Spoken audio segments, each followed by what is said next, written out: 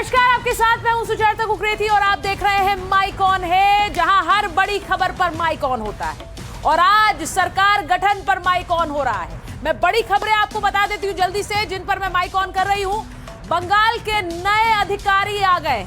शुभेंदु अधिकारी को विधायक दल का नेता चुना गया है और इसके बाद शुभेंदु अधिकारी बंगाल के नए अधिकारी बन गए हैं। सीएम के रूप में कल शपथ ग्रहण करने वाले हैं। तो बंगाल के नए अधिकारी आखिर इस पद और इस कुर्सी तक कैसे पहुंचे, आज ये आपको बताऊंगी। इसी के साथ आपको बताऊंगी कि बंगाल में कल एक बड़ा शक्ति प्रदर्शन आप देखने वाले हैं। प्रधानमंत्री नरेंद्र मोदी, गृह मंत्री अमित शाह के साथ साथ जितने भी बड़े चेहरे बीजेपी से जुड़े हैं वो कल बंगाल पहुंचने वाले हैं। आज वो भी आपको बताऊंगी कि तैयारी कैसी है और संदेश क्या है। इसी के साथ आपको बताऊंगी कि बड़े फैसलों का समय आ गया है। तो क्या बंगाल में अब यूसीसी आने वाला है?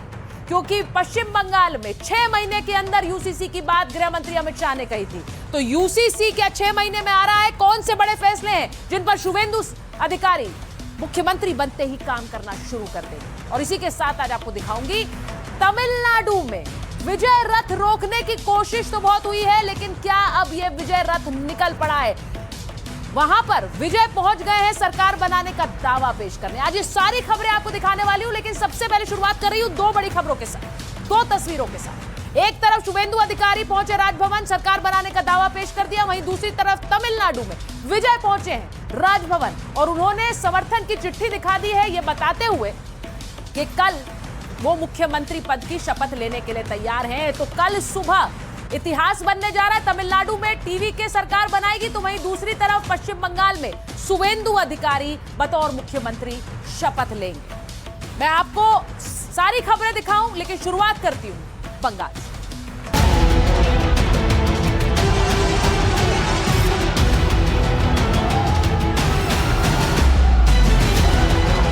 मैं श्री शुभेंदु अधिकारी जी को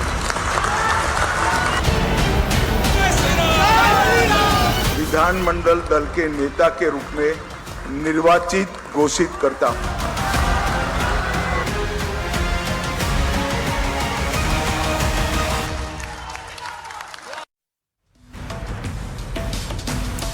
तो सबसे पहले आपको बता दूं, शुभेंदु अधिकारी के नाम का ऐलान आज बतौर मुख्यमंत्री के लिए हो गया है और नाम का ऐलान गृह मंत्री अमित शाह ने किया। गृह मंत्री अमित शाह आज बंगाल पहुंचे और पहुंचते ही उन्होंने विधायक दल की बैठक ली और विधायक दल में नेता चुने गए शुभेंदु अधिकारी। और देखिए, मुख्यमंत्री के नाम का ऐलान आज कर दिया गृह मंत्री अमित शाह ने।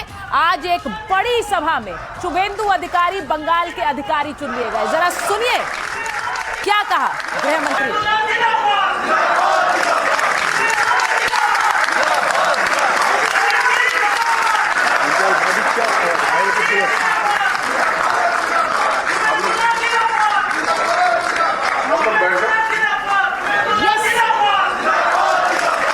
केंद्रीय पर्यवेक्षक के रूप में मैं श्री शुभेंदु अधिकारी जी को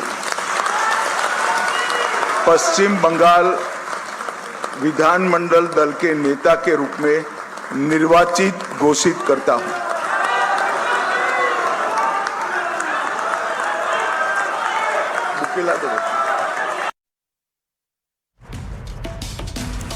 तो आपको शुभेंदु अधिकारी का कल एक भव्य शपथ ग्रहण समारोह होने वाला है और उसके लिए देखिए निमंत्रण भी जा चुके हैं। अब ये जो आप मेरे पीछे निमंत्रण देख रहे हैं, शपथ ग्रहण का निमंत्रण पत्र है। शुभेंदु अधिकारी बतौर सीएम पश्चिम बंगाल में बीजेपी की पहली सरकार के चेहरे होंगे और ये the new council of ministers of the state of West Bengal will be स्worn in, यानी कि नई सरकार का कल शपथ ग्रहण समारोह है और उसके लिए आप आमंत्रित हैं। ये वहां पर जो भी लोग आमंत्रित हैं, बड़े बड़े चेहरे हैं, उन्हें यह आमंत्रण जा चुका है। अब आपको दूसरी तस्वीर दिखाती हूं कि कोलकाता के ब्रिगेड ग्राउंड, जहां पर यह शपथ ग्रहण होना है, जहां पर कल बीजेपी का एक बड़ा शक्ति प्रदर्शन होना है, उसकी तस्वीरें भी देख लीजिए।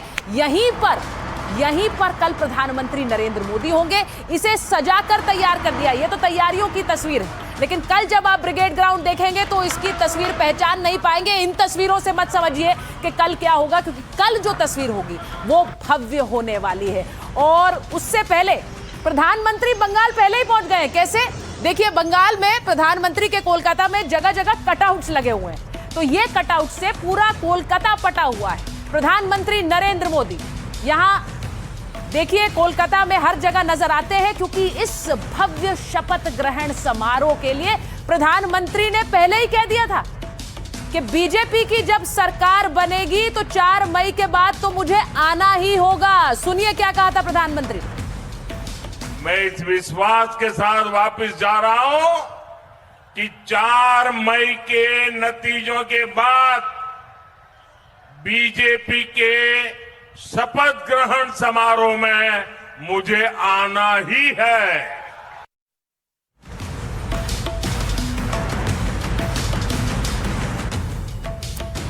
तो अब आपको एक और तस्वीर दिखाती हूं, शपथ ग्रहण से पहले कैसे वहां पर मिठाई बनकर तैयार हो रही है। वो तस्वीर दिखा दीजिए जिसमें लड्डू बन रहे हैं, वो तस्वीरें जहां पर मिठाइयां तैयार हो रही है, और ये सब तैयारी कल के लिए हो रही है।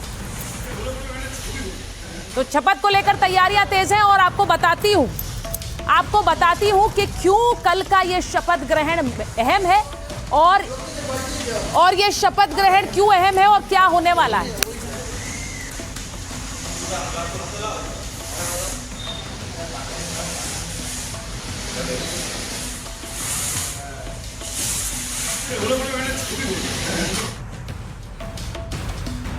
तो कल की जो तस्वीर होगी उससे पहले आज की तस्वीर देख लीजिए। शपथ को लेकर किस तरह वहां पर ढोल बज रहे हैं। पश्चिम बंगाल की वेशभूषा में तैयार महिलाओं ने आज पश्चिम बंगाल में बीजेपी की सरकार के लिए ये ढोल बजाए।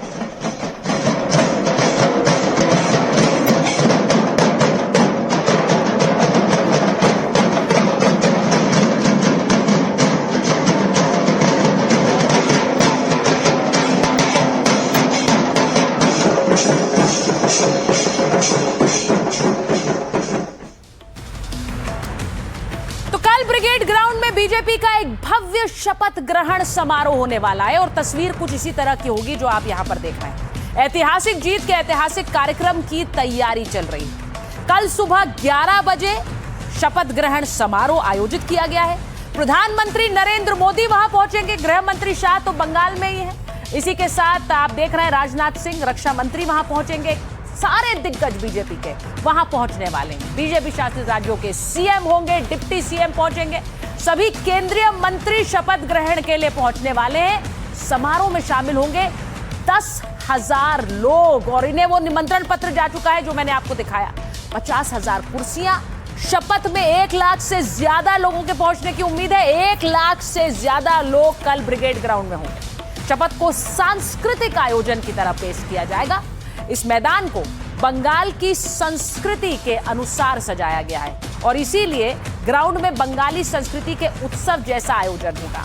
आयोजन स्थल पर दर्जनों फूड स्टॉल लगाए गए, जिनमें झालमुड़ी, रसगुल्ला, सौंदेश जैसी बंगाली व्यंजन होंगे। लेकिन इसी के साथ देवी मां की प्रतिमाएं होंगी, क्योंकि मां काली के आशीर्वाद से पश्चिम बंगाल में ये सरकार बीजेपी की बन रही है। लेकिन सिर्फ ये नहीं है, आपको तस्वीर भी दिखाती हूं कि कैसे शुभेंदु अधिकारी के घर पे ये सेलिब्रेशन हो रहा है। पूर्वी मेदिनीपुर में देखिए उनके घर पर ढोल नगाड़े बज रहे हैं, और संदूर खेला भी हो रहा है, और कैसे रंग गुलाल अबीर से ये पूरा भव्य जश्न हो रहा है।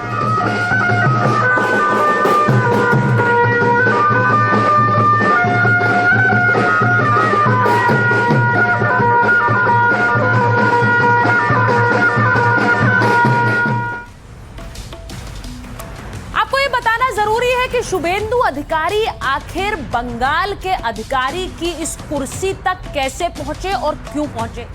ममता बनर्जी को 2 बार विधानसभा चुनाव में उन्होंने हराया है। 2021 में ममता बनर्जी को नंदीग्राम में हराया, दूसरी बार ममता के गढ़ भवानीपुर में चुनाव लड़ा और भवानीपुर से भी उन्हें हरा दिया। ये प्रतीक के तौर पर दूसरे नेताओं की जीत से बहुत बड़ा है।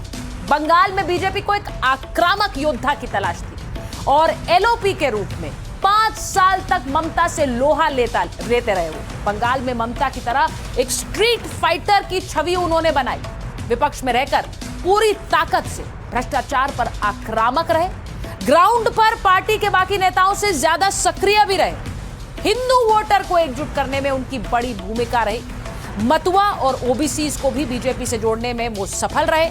2021 में बीजेपी समर्थक चुनावी हिंसा का शिकार हुए थे और तब शुभेंदु अधिकारी कार्यकर्ताओं के साथ खड़े रहे। इससे लोकप्रियता बढ़ी, जुझारू नेता की इमेज बनी।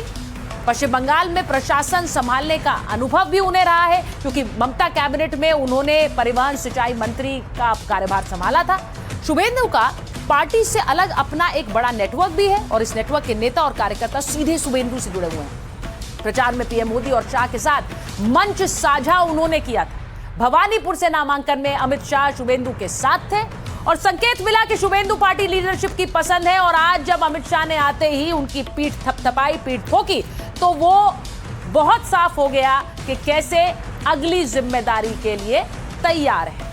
आपको सुनवाती हूं शुभेंदु अधिकारी का वो आक्रामक अंदाज जिससे उनकी लोकप्रियता बढ़ी और वो अब बंगाल के अधिकारी बनने वाले।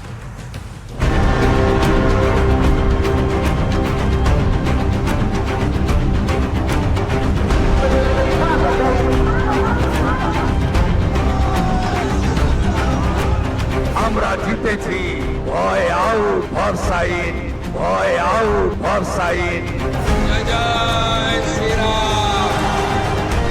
जितना भी बंगाली हिंदू है सब लोग खुल के वोट किया। जितना मुसलमान वोट देने के लिए निकला सब ममता को वोट दिया। मुझे हिंदू, सिख, जैन, बुद्धिस्ट लोग ने आशीर्वाद देकर जिताया। हिंदू हिंदू हिंदू हिंदू हिंदू हिंदू। अब हिंदू बीजेपी को वोट कर रहा है। नरेंद्र मोदी जिंदाबाद। योगी जी का भागुआ और गोरखपुर मठाधीश को मैं सनातनी होने के नाते मैं मां भरगभीमा की, मां नाचिंदा की भूमि से प्रणाम। गुंडागर्दी नहीं चलेगा। भवानीपुर में गुंडागर्दी खत्म करने के लिए मोदी जी मुझे भेजा है। बीजेपी बाबर का नाम पश्चिम बंगाल में लिखने नहीं देगा। जो हमारे साथ हम उनका साथ।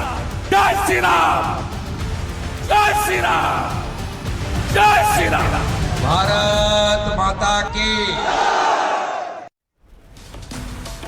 तो आपने देखा शुभेंदु अधिकारी के वो बयान जिन्हें लेकर कई लोग सवाल उठाते हैं, लेकिन ये उनकी लोकप्रियता का एक बड़ा कारण है।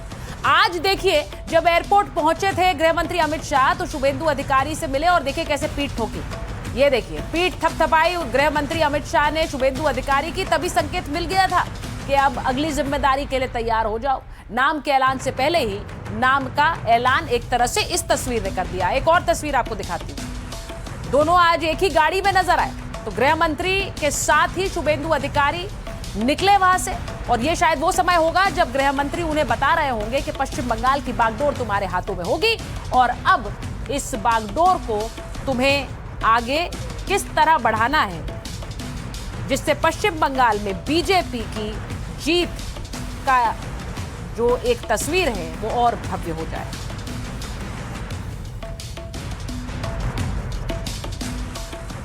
तो अमित शाह ने कोलकाता पहुंचते ही संदेश दे दिया था कि अब बंगाल के मुख्यमंत्री शुभेंदु अधिकारी ही होंगे। अब शुभेंदु अधिकारी कैसे बीजेपी की इस नई सरकार को लीड करने वाले हैं, ये उनके लिए बहुत बड़ा मौका है।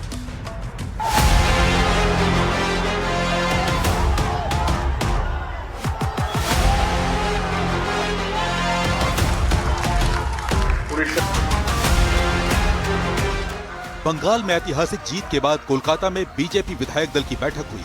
विधायकों ने एक सुर में शुभेंदु के नाम पर मुहर लगाई और फिर गृह मंत्री अमित शाह ने ऐलान कर दिया कि शुभेंदु अधिकारी बंगाल के अगले मुख्यमंत्री होंगे।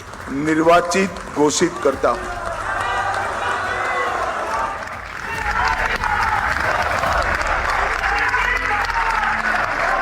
लेकिन इस परिवर्तन की शुरुआत साल 2014 में ही हो गई थी, जब अमित शाह ने कोलकाता में ही ममता बनर्जी को चुनौती दे दी थी।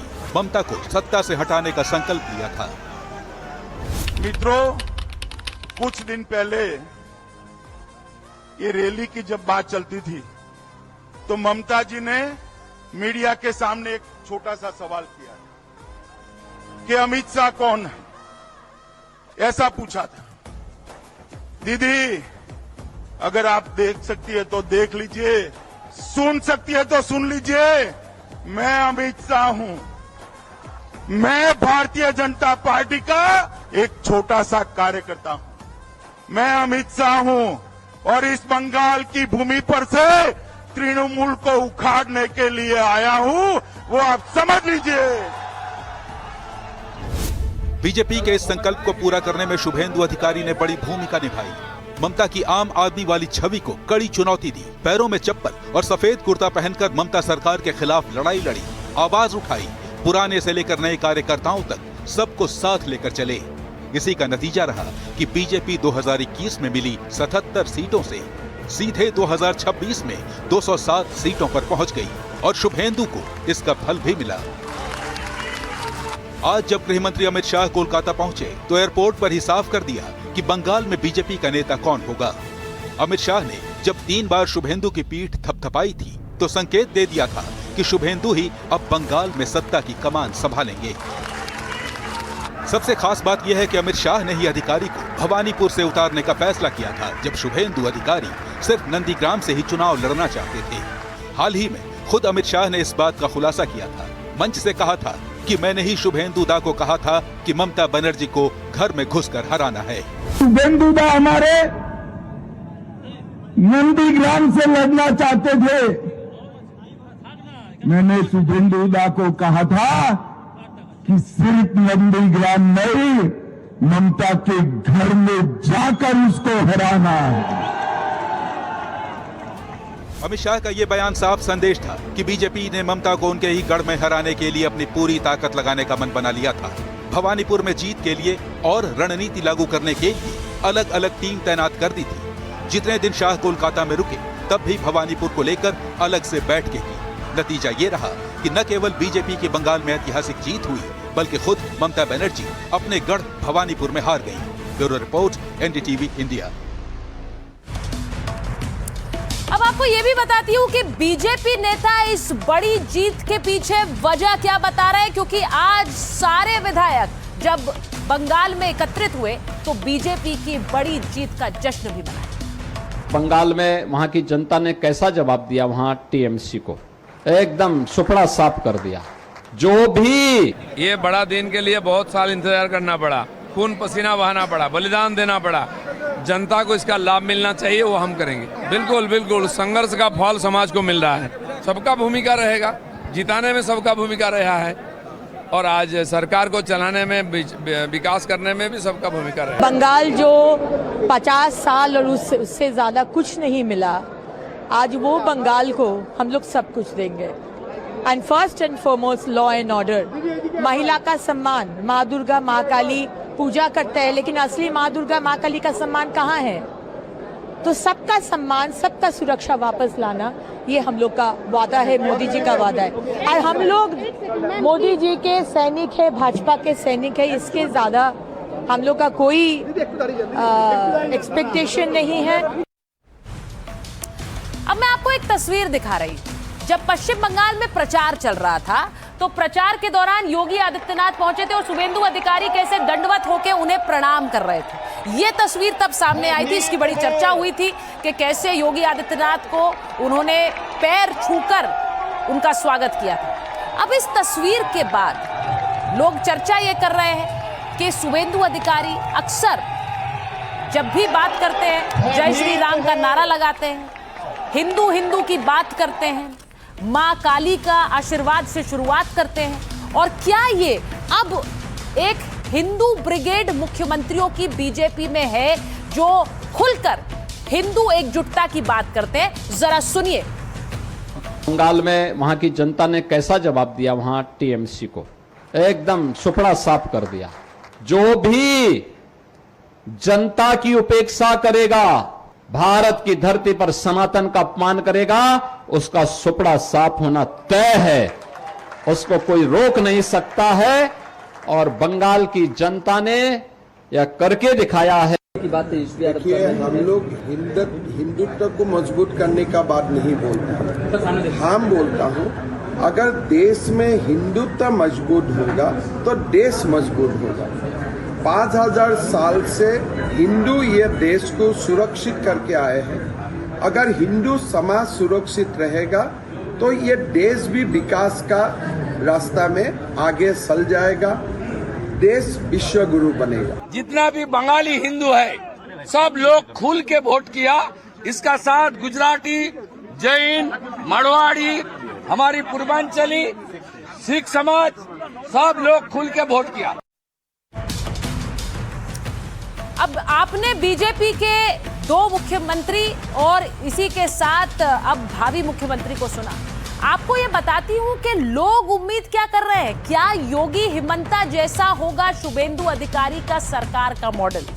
चुनावी अभियान और हालिया बयानों से ये संकेत क्यों मिलते हैं? योगी और हिमंता दोनों ही लोकप्रिय मुख्यमंत्री बीजेपी के हैं। उनकी तरह ही हिंदू नेता की पहचान शुभेंदु अधिकारी ने बना ली है। ऐतिहासिक जीत के बाद जय श्री राम का नारा लगाया। आज भी जब विधायक दल के नेता चुने गए तो जय श्री राम का उद्घोष किया। यूपी की तरह बंगाल की सड़कों पर बुलडोजर भी नजर आए थे। वो तस्वीर आपने देखी जब कोलकाता के न्यू मार्केट में बुलडोजर दिखा। योगी मॉडल की तरह ही गुंडागर्दी के खिलाफ एक सख्त संदेश देने की कोशिश शुभेंदु अधिकारी करना चाहते हैं। हिंसा के बढ़ते मामलों पर शुभेंदु ने बयान भी दिया था। कानून का राज होगा, अपराधी जेल में होंगे, ये शुभेंदु कह चुके हैं। और जब उनके पीए की हत्या हुई थी तो उन्होंने खुलकर कहा था कि हिसाब होगा। अब योगी के प्रति शुभेंदु का जो सम्मान है वो किसी से छुपा नहीं है। इसीलिए मैंने आपको वो तस्वीर भी दिखाई जब उन्होंने योगी आदित्यनाथ के पैर छुए। माफिया राज निपटाने के लिए योगी मॉडल का वो कई बार हवाला भी दे चुके हैं। चुनाव में हिमंता बिस्व शर्मा की तरह ही हिंदू वोट पर शुभेंदु अधिकारी ने जोर दिया। जिस तरह हिमंता बिस्व शर्मा लगातार हिंदू एकजुटता की बात करते हैं वही शुभेंदु भी करते हैं। हिंदू वोटों को एकजुट करने पर ही पूरा जोर रहा है। और घुसपैठियों के मुद्दे पर जिस तरह हिमंता आक्रामक रहे उसी तरह से यही शुभेंदु अधिकारी भी घुसपैठियों के मुद्दे पर लगातार बयान देते रहे हैं। इसीलिए क्या हिमंता और योगी सरकार जैसा ही मॉडल शुभेंदु अधिकारी की सरकार का भी होगा? आपको बताते हैं कि पश्चिम बंगाल के लोग क्या उम्मीद कर रहे हैं शुभेंदु अधिकारी से। सरकार से हम यही चाहते हैं कि जैसे इसके पहले जो सरकार था, नारी के साथ जो घर्षण होता था ये सब मुक्त हो जाए, बेटियां रात में आराम से घूमे, किसी को कोई दिक्कत ना हो, हमारे एजुकेशन पर ध्यान दिया जाए। अगर सरकारी नौकरी का वैकेंसी निकले कि हमारे बंगाल को पहले जैसा सोनार बांग्ला बना दे, ताकि हम लोग चैन से, आजाद से, बिना डरे भय मुक्त होकर हम लोग चल सके। बंगाल में सबसे पहले सुशासन है, कानून व्यवस्था ठीक हो, रोजगार की जगह हो, नई फैक्ट्री यहाँ पे लाई जाए। नारी सुरक्षा सबसे ज्यादा प्रोटेक्शन चाहता है और शिक्षा व्यवस्था वो भी उन्नति करना है। पहले तो नारियों का सुरक्षा जो है वो हम लोगों को चाहिए। और एज अ स्टूडेंट हम लोग चाहते हैं कि वो जो SSC PSC है वो हो। अब सवाल यह है कि शुभेंदु अधिकारी से उम्मीदें हैं पश्चिम बंगाल की जनता को, आपने सुना, लेकिन क्या वो बड़े फैसले हैं जो शुभेंदु अधिकारी आने वाले समय में ले सकते हैं पश्चिम बंगाल? शुभेंदु सरकार में जो बड़े फैसलों का समय आ गया है वो आज आपको बता दें। बीजेपी के घोषणा पत्र का हिस्सा था UCC। अब UCC गृह मंत्री अमित शाह ने कहा था कि सरकार बनने के 6 महीने के अंदर लागू कर देंगे। तो सबसे बड़ी बात यह है कि क्या पश्चिम बंगाल में आने वाले 6 महीने में UCC लागू हो जाएगा? अगर होगा तो ये बहुत बड़ा फैसला होगा। वहीं बंगाल में 7वां वेतन आयोग लागू करेंगे, ये भी उम्मीद जताई जा रही है 7th पे कमीशन। इसी के साथ हिंसा और लॉ एंड ऑर्डर पर एक सख्त नीति अपना सकते हैं शुभेंदु अधिकारी। महिलाओं के लिए एंटी रोमियो स्क्वाड उसी तर्ज पर जैसा कि यूपी में बनाया गया योगी आदित्यनाथ द्वारा। डिटेक्ट, डिलीट और डिपोर्ट की नीति ये घुसपैठियों के लिए, क्योंकि इसकी बात मैनिफेस्टो में भी की गई। और हिमंता की तरह क्या शुभेंदु अधिकारी इसे यहां भी लाएंगे, ये एक बड़ा फैसला होगा। अवैध घुसपैठ को रोकने की सख्त नीति अपना सकते हैं। बॉर्डर पर बाड़ लगाने के लिए जमीन दे सकते हैं, क्योंकि बार बार केंद्र सरकार कहती रही कि ममता दीदी ने ये नहीं किया। तो शुभेंदु अधिकारी आते ही ये काम कर सकते हैं। हर सब डिवीजन में एक महिला पुलिस स्टेशन हो सकता है और महिलाओं को 3000 की आर्थिक सहायता, जिसका ऐलान मैनिफेस्टो में था, इसका भी ऐलान सरकार बनते ही किया जा सकता है। अब मैं आपको बताती हूं कि आज जब गृह मंत्री अमित शाह पहुंचे तो उन्होंने कैसे पश्चिम बंगाल में बीजेपी सरकार की सूर्योदय की बात कही और उन्होंने बड़ा ऐलान किया। उन्होंने बताया कि क्यों बीजेपी की सरकार पश्चिम बंगाल में बनी है और इसके मायने क्या है। उन्होंने कहा 2014 में बंगाल में खाता खुला, अब हमारी सरकार है। बंगाल में भाजपा का झंडा फहराने का हमारा सपना पूरा हुआ है। 3 से 77 और 77 से 207 की यात्रा अब भूतपूर्व रही है। गंगोत्री से गंगा सागर तक आज भाजपा की सरकार है और हमारे विधायकों की जीत का औसत मार्जिन 28,000 है। उन्होंने ये बात दोहराई और ये भी कि 9 जिलों में टीएमसी का खाता तक नहीं खुला है। इसके बहुत बड़े मायने हैं कि लोग चाहते थे बीजेपी आए। ममता राज में राजनीति का जो अपराधीकरण हुआ उसकी बात आज गृह मंत्री जब करते हैं तो इसका संदेश भी देते हैं कि इस पर लगाम लगेगी। उन्होंने कहा हम एक एक घुसपैठिए को चुन चुन कर निकालेंगे। तो ये बड़ी बात उन्होंने आज इसलिए कही है क्योंकि असम में ये हो रहा है, पश्चिम बंगाल में भी होगा। घुसपैठिए ध्रुवीकरण का नहीं, देश की सुरक्षा का मुद्दा है और ये भी कहा कि जनता की अपेक्षाओं को पूरा करने की पूरी कोशिश करेंगे। तो आपको सुनवाती हूं गृह मंत्री अमित शाह ने आज कैसे इस सरकार की पूरी प्रायोरिटी सेट कर दी।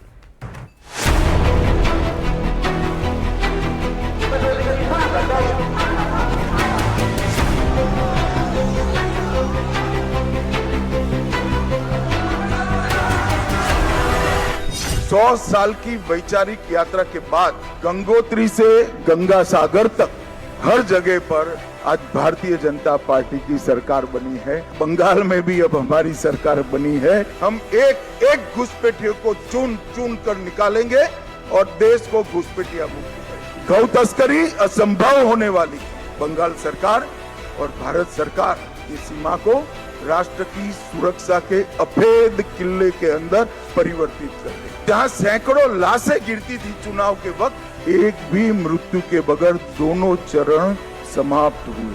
23 प्रशासनिक जिलों में से 9 जिले ऐसे हैं जहां दीदी का खाता भी नहीं खुला है।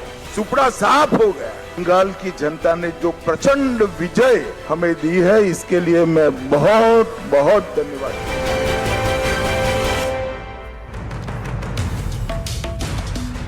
अब आपको यह भी बता देती हूं कि शुभेंदु अधिकारी के सीएम बनते ही उनके सामने सबसे बड़ी चुनौतियां क्या होंगी। बंगाल में कानून व्यवस्था और जिसे लेकर बीजेपी आक्रामक रही, गुंडागर्दी का एक शासन की बात वो करती रही, इसे उखाड़ फेंकने का उनके ऊपर दारोमदार होगा। इसी के साथ राजनीतिक हिंसा पर लगाम लगाना, क्योंकि पिछले कुछ दिनों से लगातार टीएमसी और बाकी विपक्ष इसे लेकर आक्रामक है। आर्थिक बदहाली से निपटने की भी चुनौती रहेगी शुभेंदु अधिकारी के सामने। भ्रष्टाचार मुक्त शासन क्या दे पाएंगे शुभेंदु अधिकारी। ठप उद्योगों को पुनर्जीवित करना एक बहुत बड़ा उनके सामने चैलेंज होगा, क्योंकि बीजेपी ये कहती भी आई कि यहां सारे उद्योग बंद हो गए, सिर्फ बम बनाने की फैक्ट्रियां रह गई। सीमा सुरक्षा, घुसपैठ पर रोकथाम करना, घुसपैठियों का मुद्दा तो उठाते हैं लेकिन अब शुभेंदु अधिकारी और बीजेपी आ गई है, रोक पाएगी इसे।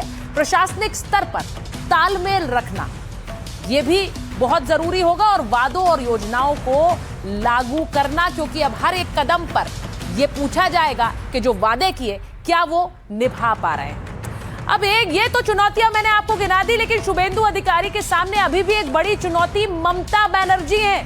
ममता बनर्जी के घर के बाहर की तस्वीरें देख लीजिए, वहां पर सन्नाटा पसरा हुआ है, लेकिन मैं उन्हें इसे चुनौती क्यों कहती हूं उसके लिए एक तस्वीर, ये ममता बनर्जी के घर की तस्वीर है। यहां पर जहां पहले एक बड़ा सिक्योरिटी अमला रहता था वो अब नहीं है, हालांकि उनकी सिक्योरिटी घटाई नहीं गई है, लेकिन पहले जो लोग कोलकाता जाते रहे वो जानते हैं कि कितने पहले से उन्हें रोक दिया जाता था, अब वो नहीं। अब एक और तस्वीर आपको दिखाती हूं जिससे आपको पता चलेगा कि ममता बनर्जी क्यों चुनौती।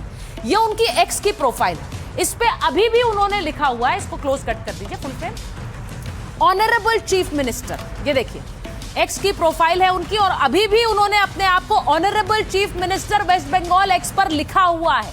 इसका सीधा मतलब है ये खुद को अभी भी मुख्यमंत्री मान रही हैं। तो इसीलिए मैं कह रही हूं कि क्यों सबसे बड़ी चुनौती ममता बनर्जी भी शुभेंदु अधिकारी के सामने रहेंगी।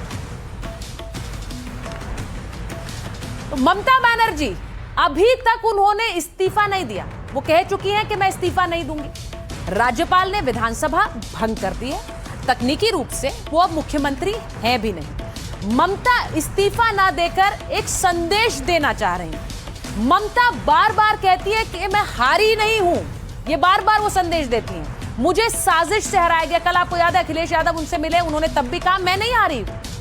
अब क्या विपक्ष के गठबंधन को लीड कर सकती है ममता बनर्जी, क्योंकि वो कह रही हैं मुझे साजिश के तहत हराया गया, और आपने देखा वो खुद को अभी भी मुख्यमंत्री मान रही हैं। अब ममता बनर्जी कहती है मुझे साजिश के तहत हराया गया, वोट चोरी, सीट चोरी हुई। यही बात कांग्रेस पार्टी कह रही है कि वोट चोरी हुई। लेकिन आज गृह मंत्री अमित शाह ने यह भी बता दिया कि ये वोट चोरी के आरोप गलत क्यों है। जरा सुनिए। कांग्रेस पार्टी को कहने आया हूं कि हम तो 14 से आए हैं। तमिलनाडु में 1967 से आपका कोई सीएम नहीं बन पाया, ये सभी वोट चोरी थी क्या? पश्चिम बंगाल में 49 साल से आपका सीएम नहीं बना है, वो सभी वोट चोरी थी क्या? सिक्किम में 82 साल से आपका 42 साल से आपका सीएम नहीं बना है, बिहार में 36 साल से नहीं बना है, गुजरात में 30 साल से नहीं बना है, ओडिशा में 26 साल से नहीं बना है, नागालैंड में 23 साल से नहीं बना है, महाराष्ट्र में 12 साल से नहीं बना है। अगर ये सभी वोट चोरी है तो वोट चोरी करने वाले तो आपके साथ बैठे हैं भाई। आज सारे इंडिया अलायंस के सदस्य बने हैं और राहुल जी के नेतृत्व में ही इंडिया अलायंस फिर से टूटने की शुरुआत हुई। तो आपने देख लिया, अमित शाह से लेकर शुभेंदु अधिकारी सारे बीजेपी नेता आक्रामक हैं, और कल एक भव्य आयोजन पश्चिम बंगाल में शपथ ग्रहण का होगा, वो एनडीटीवी इंडिया पर आप जरूर देखें। सुबह से हमारे साथ जरूर जुड़िए। लेकिन इस बीच एक और शपथ ग्रहण होने वाला है, और वो होने वाला है तमिलनाडु में। तमिलनाडु में विजय सरकार बनने वाली, और तमिलनाडु में विजय सरकार बनने की जो आहट आई, तो तमिलनाडु में कैसे सेलिब्रेशन शुरू हो गया वो भी आपको दिखा देती हूं। विजय के समर्थक सड़क पर उतर गए ढोल नगाड़ों के साथ, और विजय के मुख्यमंत्री बनने को लेकर देखिए क्या खुशी है। ये तस्वीर देखिए।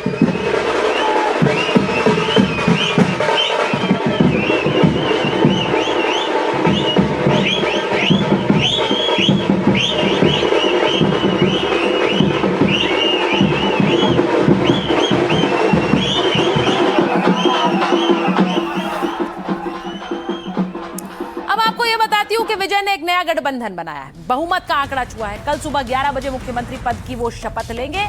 इस देखिए जरा ये तस्वीर देख लीजिए, वो राज्यपाल से मिले हैं, और राज्यपाल से मिलकर उन्होंने समर्थन की चिट्ठी सौंप दी है, बता दिया है मेरे पास आंकड़े हैं, मैं सरकार बना सकता हूं।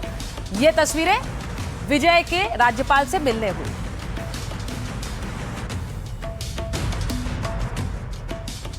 अब आपको बताती हूं कि एक तरफ विजय ने सरकार बनाने का दावा पेश किया, राज्यपाल को समर्थन वाली चिट्ठी सौंपी, तो इसी के साथ साथ वहां पर देखिए विजय के समर्थकों का एक पूरा जुलूस आतिशबाजी करते हुए नजर आया है। विजय एक बड़े स्टार हैं, तो सिर्फ उनके मुख्यमंत्री बनने के लिए नहीं, अपने स्टार को तमिलनाडु की राजनीति के सबसे श्रेष्ठ पद पर बैठकर देखने की एक खुशी समर्थकों के बीच नजर आ रही है।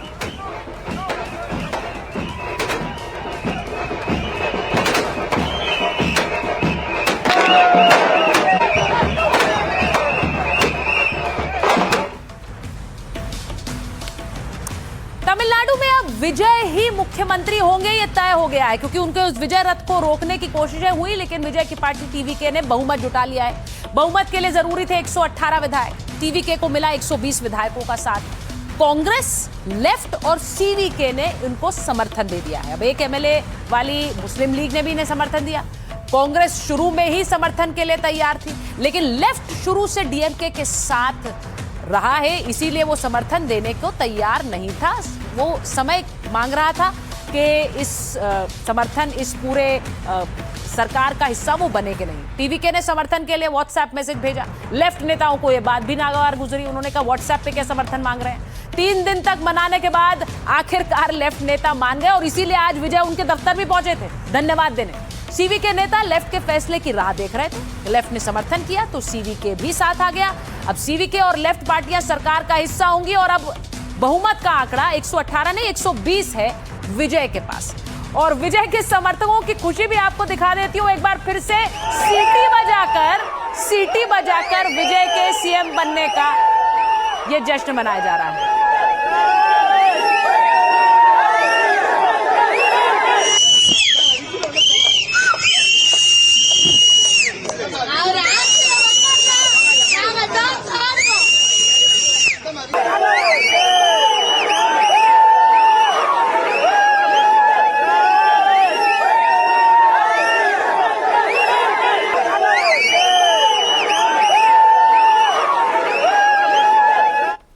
हमारे साथ चेन्नई से हमारी सहयोगी सिक्ता जुड़ गई हैं। जरा उनके पास जाते हैं। सिक्ता, जरा बताइए, कहीं सीटी बजाई जा रही है, कहीं पटाखे फोड़े जा रहे हैं, आखिरकार स्टार विजय सीएम की राह उन्होंने पकड़ ही ली?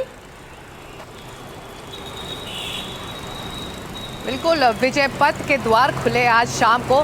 सुबह से इंतजार किया जा रहा था। उनके जो सारे समर्थक थे वो लगातार राजभवन के पास पहुंचकर कोई विरोध जता रहा था, कोई शंख बजा रहा था, कोई अनुरोध कर रहा था राज्यपाल से कि उनके जो नेता हैं, उनके जो थलपति हैं, जिनको उन्होंने इतनी बड़ी जीत के साथ चेन्नई पहुंचाया है और उस हॉट सीट तक पहुंचाया है, उन्हें राज्यपाल मौका दे।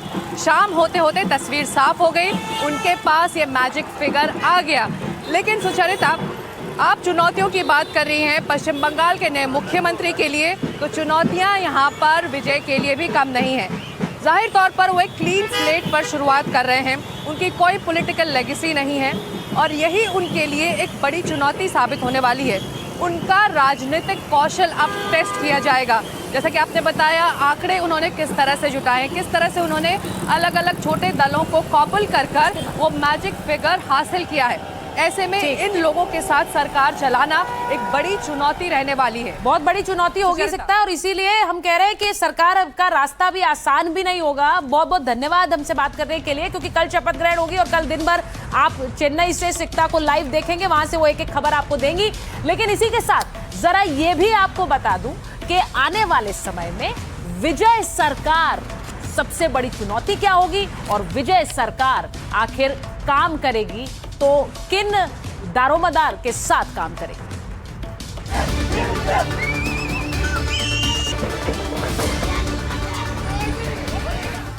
तमिलनाडु की तकदीर की चाबी अब अभिनेता से नेता बने विजय के हाथों में होगी। थलापति यानी नायक विजय ने मुख्यमंत्री की कुर्सी की राह में आ रही सारी अड़चनें दूर कर ली। लेकिन इससे पहले तमिलनाडु की सड़कों पर हाई वोल्टेज ड्रामा हुआ।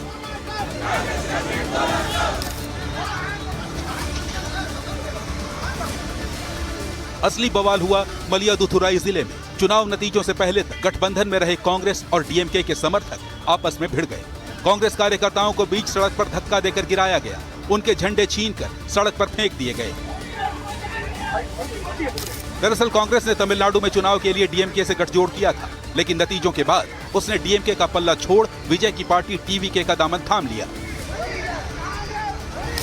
डीएमके के नेता और कार्यकर्ता इसी बात से भड़के हुए हैं। भड़के तो वैसे टीवीके के समर्थक भी कम नहीं। चेन्नई की सड़कों पर उतरकर बवाल करने की कोशिश की। प्रदर्शन करने वालों में बड़ी संख्या में महिलाएं भी शामिल थीं। इनका इल्जाम था कि राज्यपाल भेदभाव कर रहे हैं, विजय को सरकार बनाने का न्योता नहीं दे रहे हैं। लेकिन पुलिस ने सभी प्रदर्शनकारियों को खदेड़ दिया। तमिलनाडु में सड़क पर कांग्रेस भी उतरी। कांग्रेस नेताओं ने पोस्टर बैनर लेकर राज्यपाल राजेंद्र विश्वनाथ आर्लेकर का विरोध किया। कांग्रेस का आरोप था कि राज्यपाल ने टीवीके को सरकार बनाने का न्योता न देकर पक्षपात किया, नियमों का उल्लंघन किया।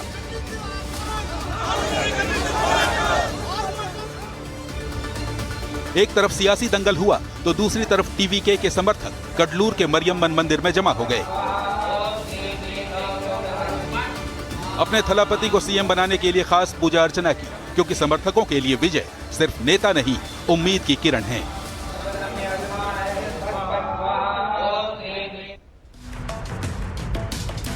अब सरकार तो बनाने जा रहे हैं विजय, लेकिन विजय का ये सत्ता पत आसान नहीं है। विजय तमिलनाडु में पहली गठबंधन सरकार चलाएंगे। सहयोगियों से समर्थन वापसी का खतरा बना रहेगा। बहुमत का आंकड़ा 118 है, विजय के पास 120 है। 3 एमएलए ने पाला बदला तो सरकार गिर सकती है। छोटी असहमति भी सरकार को संकट में डाल सकती है। अब विजय के ऊपर सहयोगियों का दबाव बना रहेगा।